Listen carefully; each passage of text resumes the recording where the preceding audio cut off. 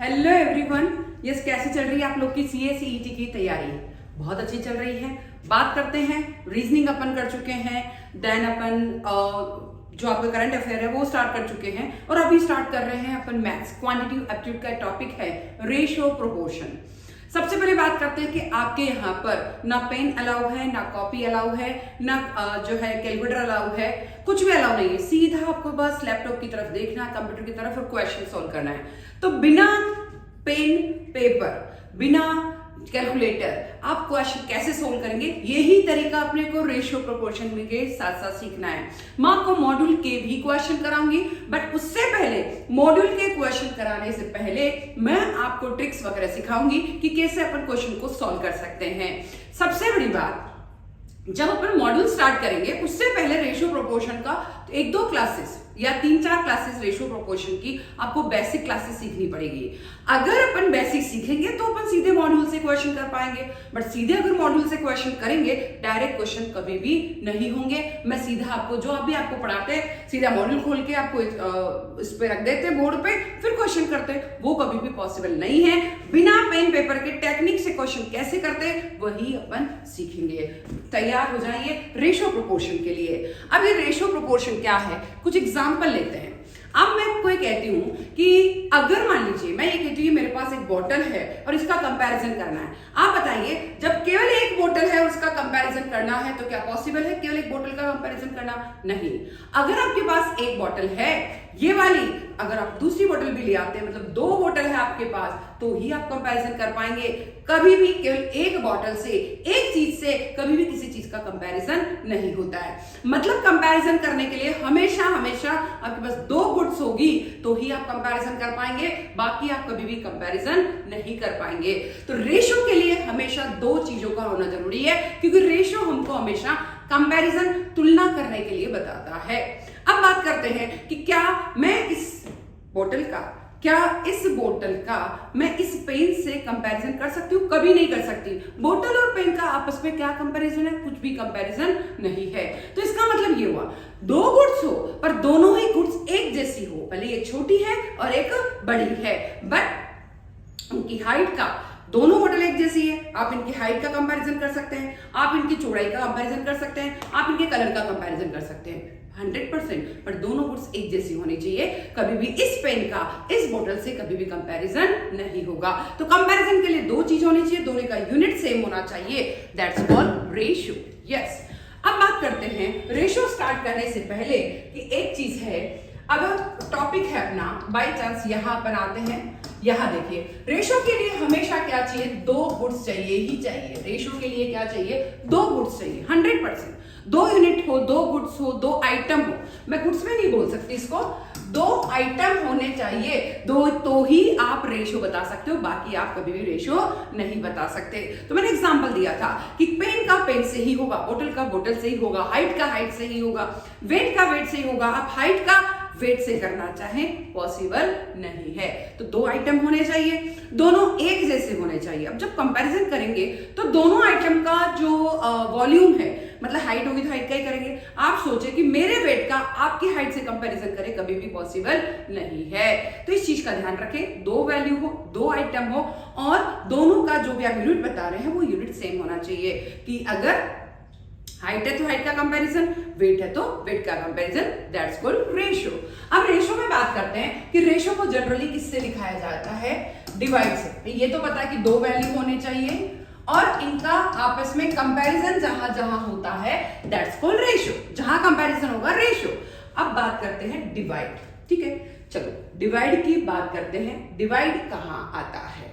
ठीक है, अब डिवाइड की बात करते हैं। सपोज मैंने लिखा है A/B, ठीक है, तो इसको मैं अगर मुझे लिखना है तो मैं A डिवाइड बाय B भी लिख सकती हूँ। A/B को A डिवाइड बाय B भी लिख सकती हूँ। क्लियर?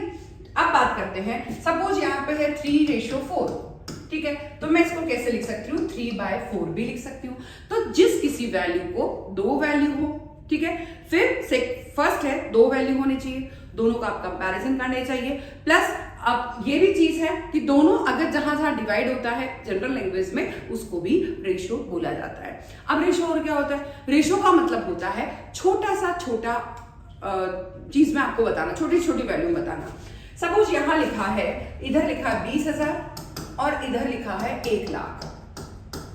तो अब ऐसा नहीं है कि आपको रेशो बताना है तो आप 20,000 और 1 लाख में बताएंगे, नहीं, इसको आप जितना छोटे रेशो में डिवाइड कर सकते हैं, कितनी छोटी से छोटी वैल्यू में डिवाइड कर सकते हैं, दैट्स कॉल्ड रेशो। अब मैं इसके 000 से 000 काट दी, फिर 10 से 10 काट दिया, फिर 2 और ये हो गया। मैंने अगर जैसे ही काटा तो ये क्या आ गया, मैंने डिवाइड किया तो आपका वैल्यू क्या मिला है, 1:5 से मिला है। इस चीज का ध्यान रखें। फोन आ रहा है, फोन की घंटी बंद करो भाई। अब बात करते हैं 1:5।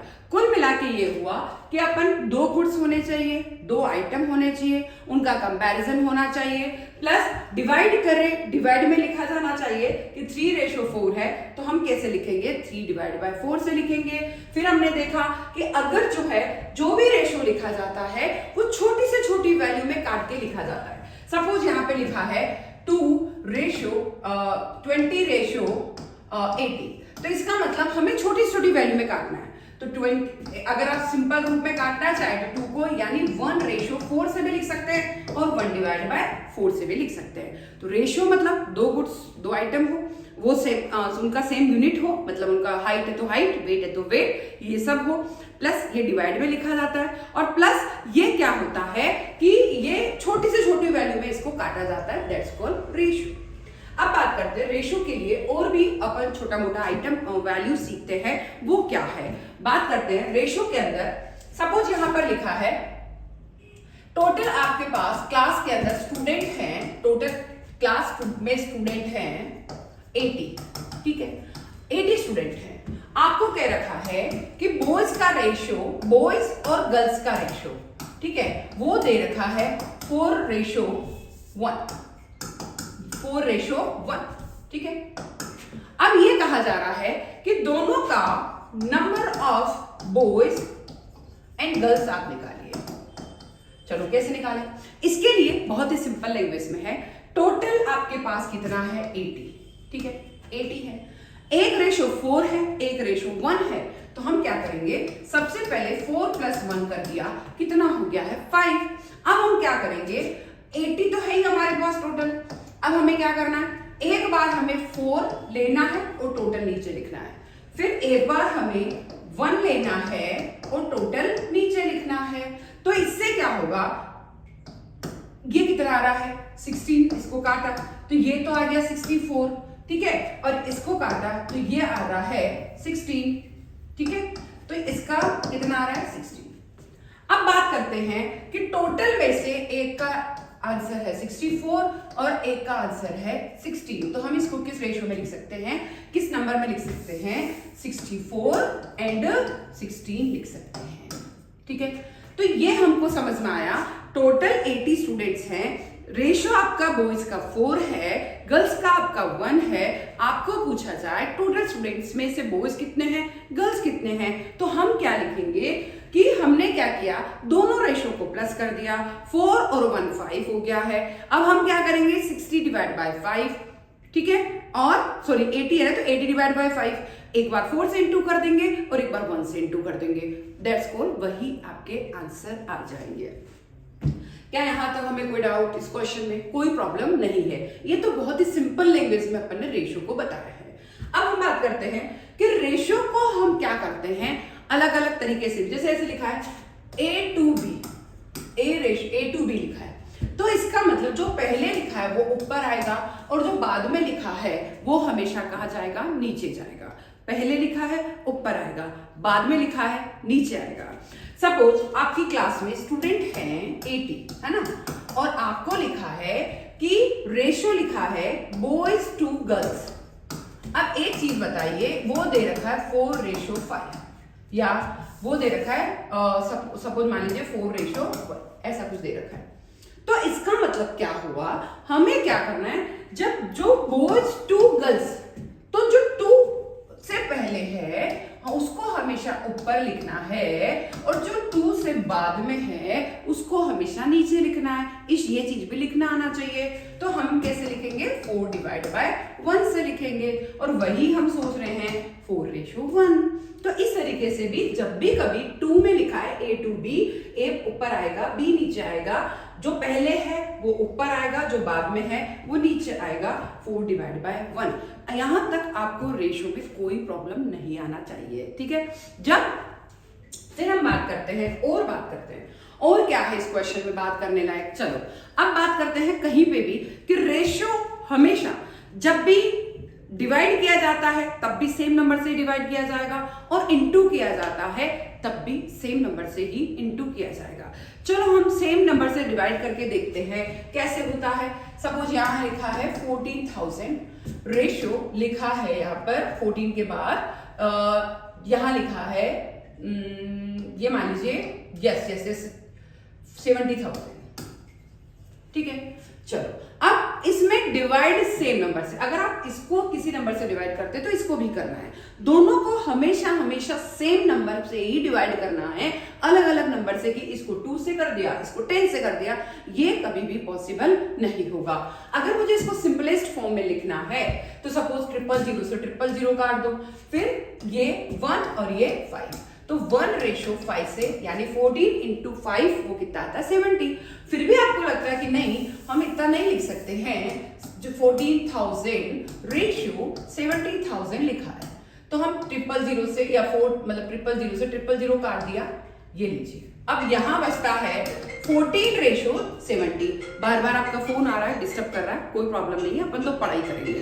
अब 14:70 की बात करते हैं, मैं इसको 2 से काटती हूं तो यहां कितना आ रहा है 7, तो इसको काटती हूं तो ये कितना आ रहा है यस 35, ठीक है। अब मैं और काट सकती हूँ 7 into 1 और 5, 1:5, तो यानी आपका 1:5 चाहे इस तरीके से लिखे चाहे इस तरीके से लिखे, बहुत ही सिंपलेस्ट फॉर्म में होगा। इस चीज का ध्यान रखें कि आपका जो फोन आ रहा है, मैं एक मिनट इसको बंद कर देती हूँ, फोन बंद करती हूँ आपका।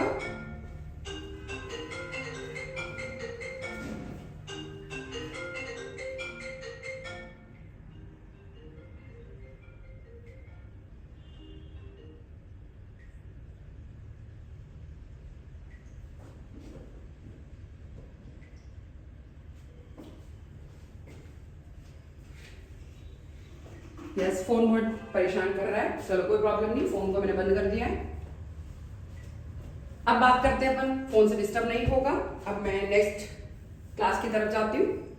यस, ये हमने देख लिया, हमने सिंपलेस्ट फॉर्म में लिख लिया। तो रेशो क्या क्या हुआ, 2 आइटम होने चाहिए, दोनों कंपैरिजन लायक होने चाहिए। आप किसी एक गुट का, आप किसी की मोटाई का किसी की लंबाई से कंपैरिजन नहीं कर सकते, दोनों को ही लंबाई का ही कंपैरिजन होगा, दोनों के ही वेट का ही कंपैरिजन होगा, किसी के कलर से किसी की मोटाई से कंपैरिजन भी नहीं होगा। इस चीज का पूरा ध्यान रखना है। बट अगर आप कंपैरिजन कर रहे हैं तो वो भी ध्यान रखना है कि एक अगर किलोग्राम में है तो दूसरा ग्राम भी किलोग्राम में होना चाहिए, एक ग्राम में है दूसरा किलोग्राम में है तो किलोग्राम को ग्राम में या ग्राम को किलोग्राम में चेंज करना होगा। फिर अगर A to B लिखा है, 2 जहां वर्ड आ रहा है तो 2 से पहले वाला ऊपर जाएगा, 2 से बाद वाला नीचे आएगा, ठीक है। फिर हमने देखा कि अगर जो है रेशो जो है मल्टीप्लाई जो है वो भी सेम नंबर से होंगे, डिवाइड भी सेम नंबर से होंगे। हमने पहले डिवाइड का देखा कि हमने 14:70 लिखा है या 14,000:70,000 लिखा है, 000 से 000 काट दिया, 14 और यहाँ आ गया 70, तो 1:5 हो गया है। क्या यहाँ तक कोई डाउट किसी को? चलो कोई प्रॉब्लम नहीं है। 1:5 यानी डिवाइड हम हमेशा सेम नंबर से करेंगे। अगर आपने 14 से काटना तो 14 से, 2 से काटना तो 2 से, 7 से काटना तो 7 से, 5 से काटना तो 5 से, पर 5 से यहाँ कटेगा नहीं, 2 और 7 से कट सकता है, ठीक है। चलो ये तो यहाँ तक डिवाइड तो हमारा सेम नंबर से हो गया। अब कभी लिखा है इनटू, अब इनटू वाली चीज को कैसे समझे कि इनटू भी सेम नंबर से ही होना चाहिए। जैसे मान लीजिए एक रेशो लिखा है 1/3 और एक रेशो लिखा है सपोज 4। अब इसका इससे क्या कंपैरिजन है? तो अगर मान लीजिए इसको मुझे सिंपलेस्ट फॉर्म में लाना है, ये है A और ये है B। अगर मुझे इसको सिंपलेस्ट फॉर्म में लाना है, 2 तरीके हैं। पहला तरीका पढ़ लेते हैं पहले। फर्स्ट मेथड कहता है कि ये 1/3 है, हम हमेशा जो ये रेशो है उसको हम a रेशो b है तो हमको a/b हम लिख सकते हैं, ये बार बार पढ़ते हुए आ रहे हैं, a रेशो b को a/b से हम लिख सकते हैं। ठीक है, चलो हम लिखते हैं, a है हमारा 1/3 और b है हमारा 4। चलो लिख दिया। किसी के नीचे भी कुछ भी नहीं होता है तो हम 1 को उठा के वहां रख देते हैं।